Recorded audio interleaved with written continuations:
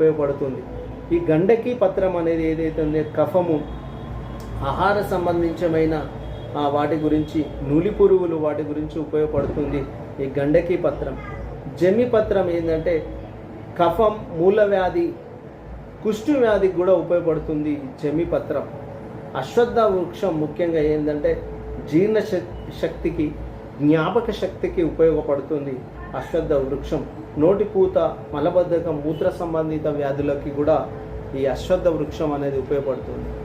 ఇక మా అర్జున పత్రం అనేదాన్ని అది కీళ్ళ నొప్పులకి, తర్వాత చర్మ వ్యాధులకు సంబంధించినకి ఉపయోగపడుతుంది. ఇక్కడ జిల్లేడు, ఆర్క పత్రం అని అంటాం. అది ఎందుకు ఉపయోగపడుతుందంటే సెగగడ్డలు, చెవిపోటు, తిమ్ముర్లు, ఈ బోధకాలు సంబంధించిన వాటికి ఉపయోగపడుతుంది. ఇట్లా మనకు వినాయక చవితి లోపల ఈ ఏక విషం